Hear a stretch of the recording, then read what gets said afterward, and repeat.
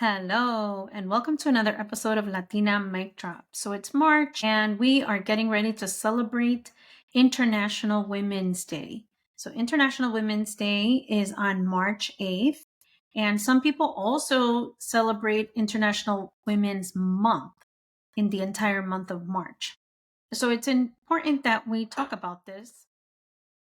Hola, amigas. Hello, everybody. It's March, and it's your Latina Mic Drop host, Miriam Simon, leadership coach, author of Tattoos and Pearls, mother of 3 young adults, grandma to Lily. And I am really excited to be here with you today because we are going to dive into talking about International Women's Day. It's a really important day because I love to celebrate other women. I love to support other women who are doing great things. And listen, I very well understand that I have rights that my mother and my grandmother and their grandmothers and their mothers weren't able to have. And it's really important to be able to gather with other women who also see the value in what we bring to the table and the value in which we're moving forward, because so many of us need to be the first and have been the first in so many different ways. And so many of us have been able to take our families forward and take our families ahead,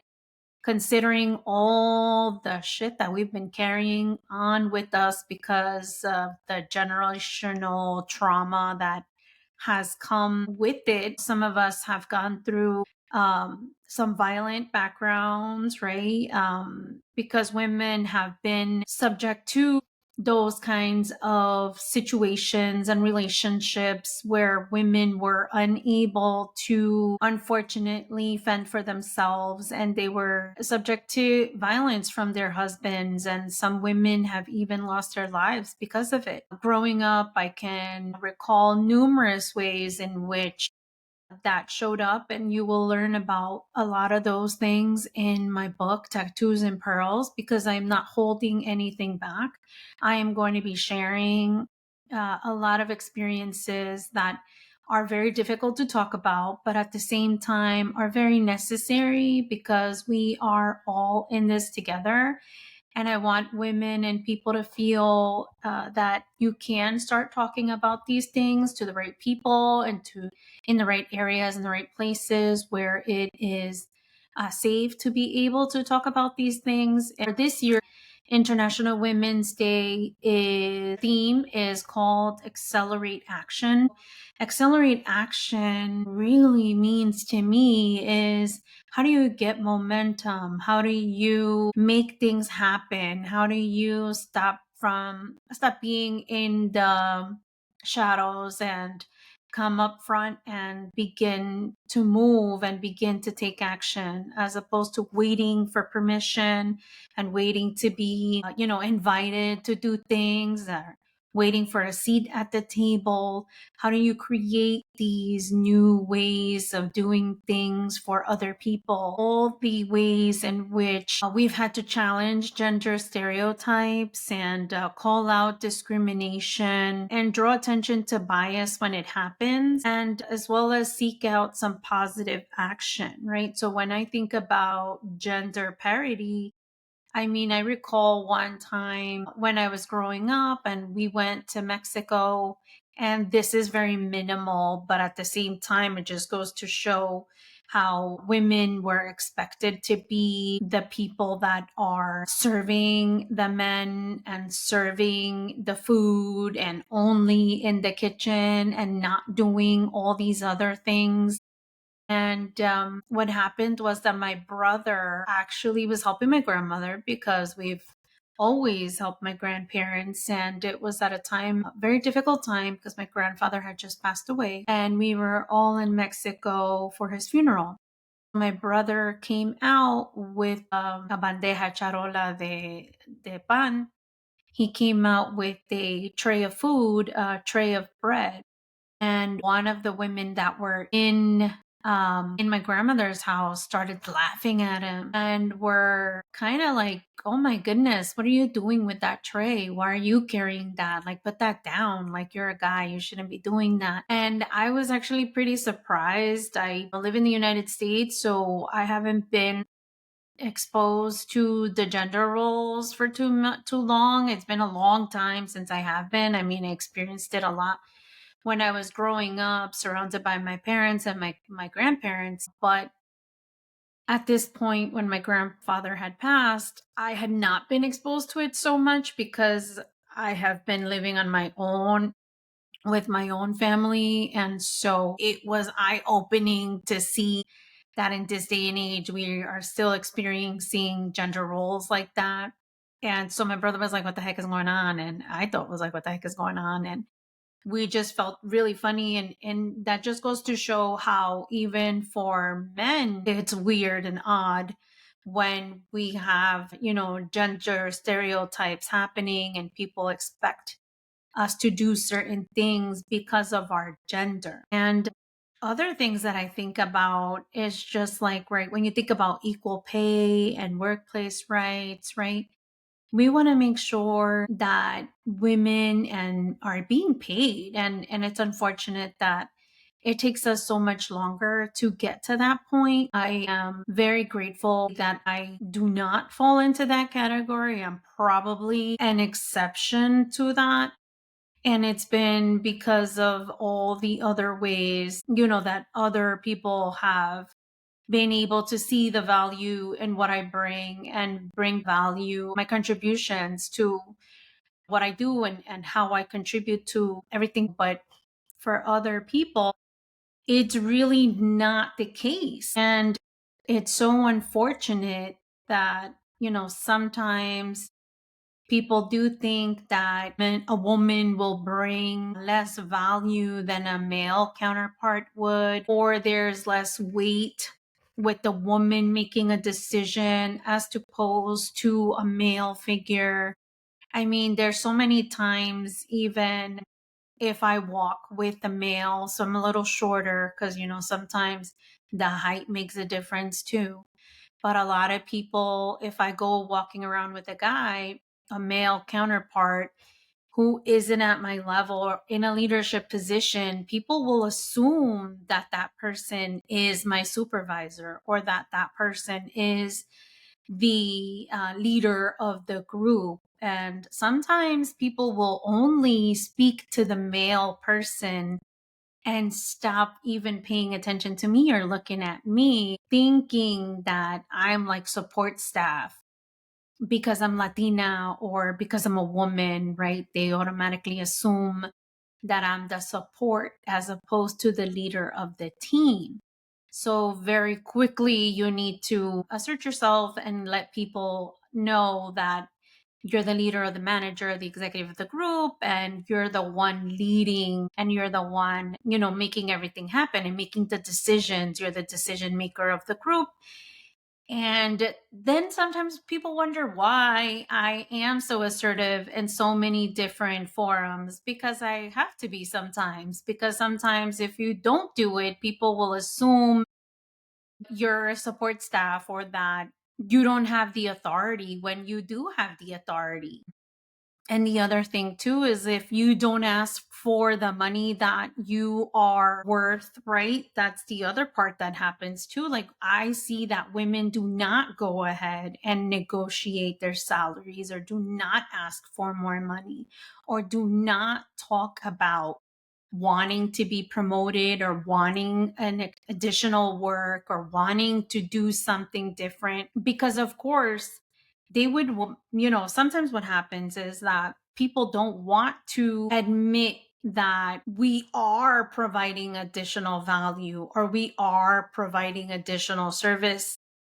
And that's so unfortunate because why would we ask for something we are not entitled to, right? And even when we do ask, people get into they get a little bit of an attitude about you asking. And it's like, really, girl? Like, no, I'm a woman. And yes, this is what I bring value. And even when you show the receipts, sometimes people get mad at you about showing the receipts. And they're like, oh, you're just about yourself and you're about, well, guess what? I am about myself because I have to go first and I need to ask for what I'm worth. Otherwise, I will get the short end of the stick. And guess what? It's time. We're sick and tired of getting the short end of the stick and doing so much more for less, right? So many people are not willing to do that anymore. And nowadays, what the hell for? Why are we going to stress ourselves out carrying the load when you're not being compensated for the work that you do? And then they have the nerve to look at you and say, you're not going to do this anymore. You have a boundary about this. You don't have enough time. Oh, your workload. And it's like, no, I can handle the job. It's just that if you're not going to pay me, then why would I take it on? Why would I continue to do something that you don't want to pay me for, that you don't want, act like it doesn't exist? Okay, well, then if it doesn't exist, then guess what? Unfortunately, it's not going to happen. There's not going to be an additional value. I can use it elsewhere. I can go ahead and take my skills, my worth to another location, to another place where it is valued. And that's unfortunately what some of us have to do when it comes to equal pay and workplace rights. And even when I was younger, like something I remember was the protections for pregnancy. I mean, I recall how unfair one person was years ago. And this was a long time ago. I don't work there anymore. And that place doesn't even exist, I think, anymore. Because remember, I was pregnant very young.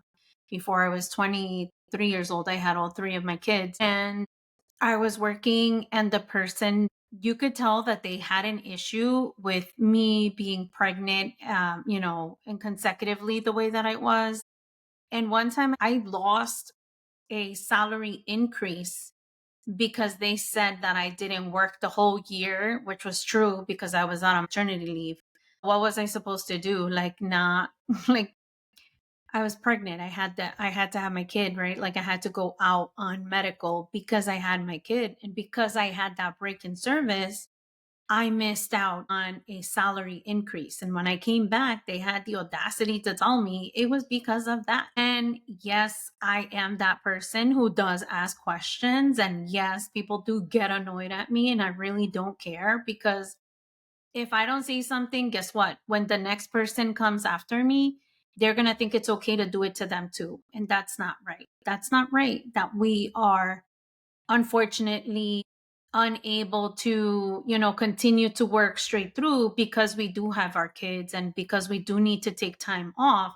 And then our counterparts will never experience that because they don't go through a break in service, because they don't need to take a break. And now if they do, they're not telling them, oh, well, you were pregnant or you had a baby, so you know what, when the increase, it's time for an increase or something, they don't say, well, you know what, because you had a baby and you weren't here for this break of service, now you don't qualify to get the increase. They wouldn't do that to them. I've never seen that done ever, even for those people that have taken time off. And thankfully now they have protections under the FMLA.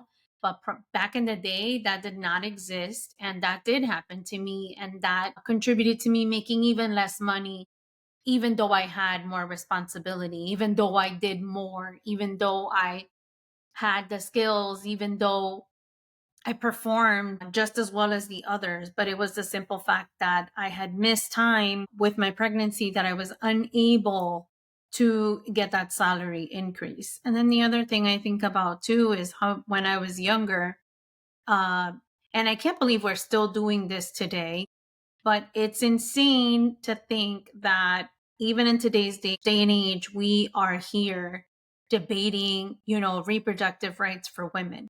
And so the one story I talk about in my book, Tattoos and Pearls, is the fact that when I was 22, right, I had already had my three kids, I had my third daughter. And so I did not want to have any more babies.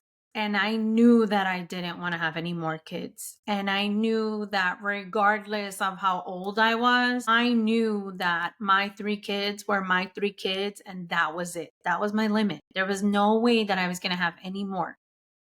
And unfortunately for me, my doctor, a male doctor, male gynecologist, made the decision for me. And he would not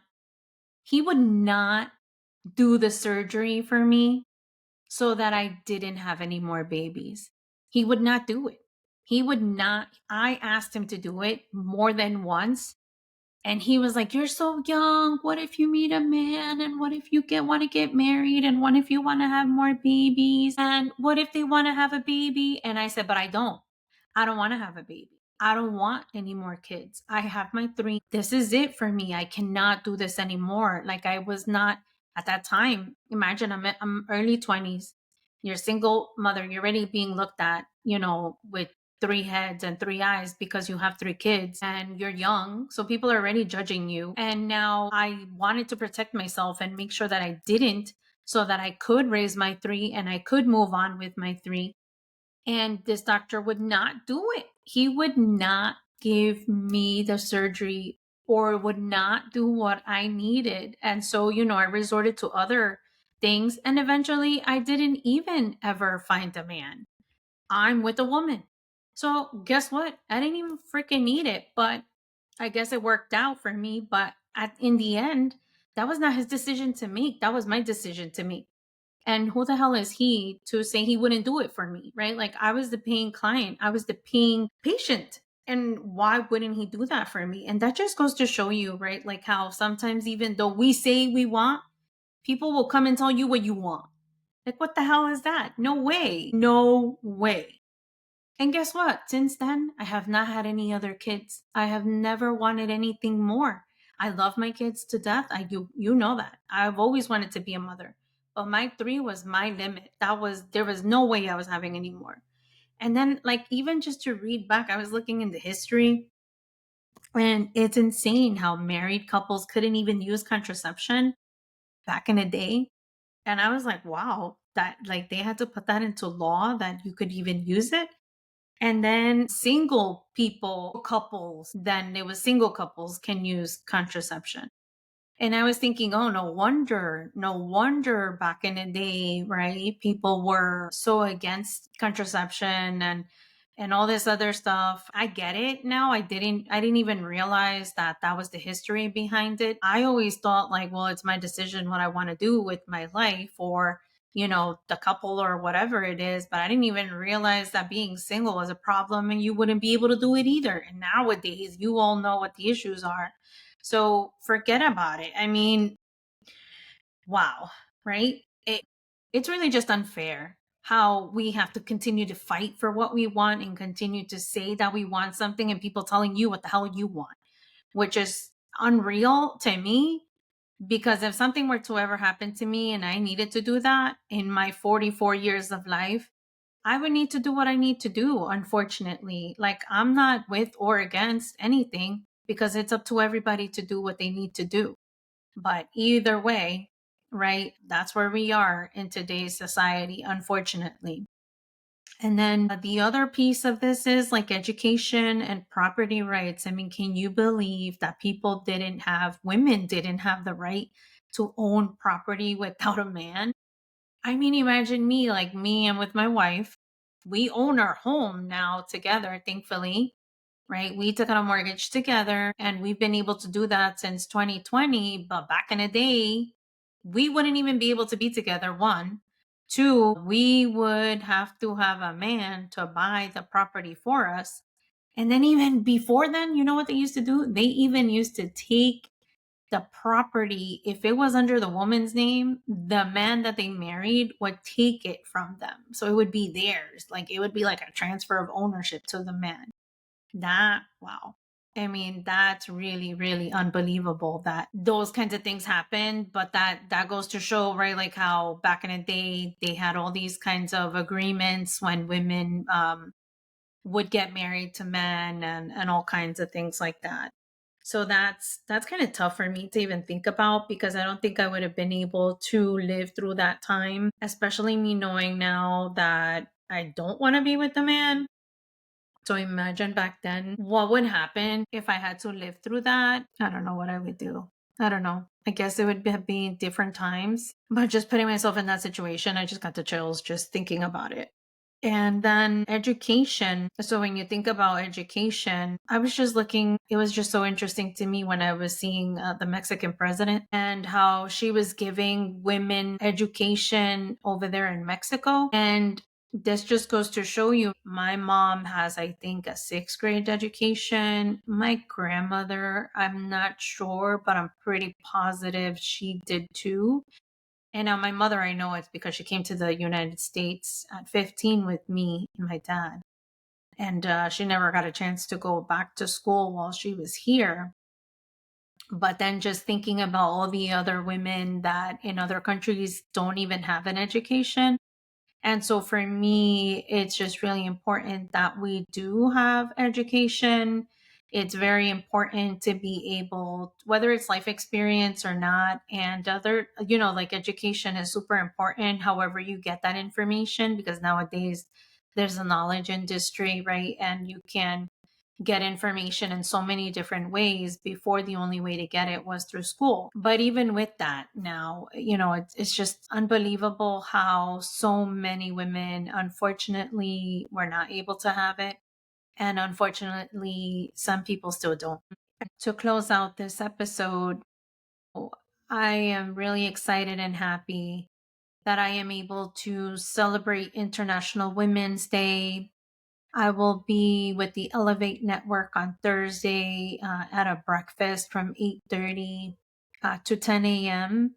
out here in New York. And then that same day, I'll be doing Latinas Front and Center. So I'm really excited about that. I'm also going to be recording my private book launch, and that's going to be really exciting during the month of March.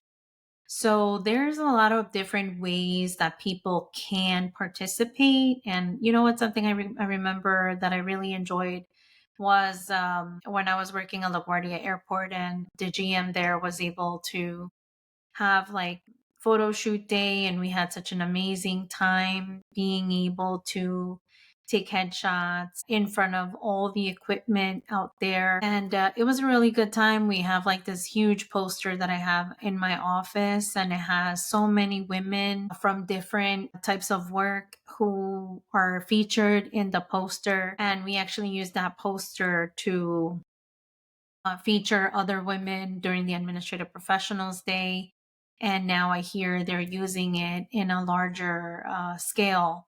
I invite you all to go ahead and celebrate International Women's Day and accelerate action. And in your accelerating action, it means, participate, speak up when you can, right? You want to make sure that you know when you can, and sometimes some places are not safe to be able to do that. So be cautious about that. I'm always challenging gender stereotypes because I kind of have more male energy than my female energy. I'm trying to get into my female energy more often now and be a little softer and be at peace and not have to fight so much. But when you think about all the things we have to fight for, I hang on to it a little bit sometimes because there's still that bias. There's still those gender stereotypes, unfortunately, that sometimes is a reality for us. And, there's still some discrimination that happens out there because we are women.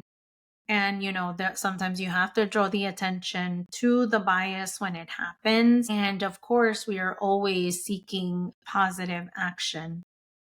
And so I invite you to celebrate International Women's Day with me and all the women across the world. And you know what? Happy International Women's Day on March 8th.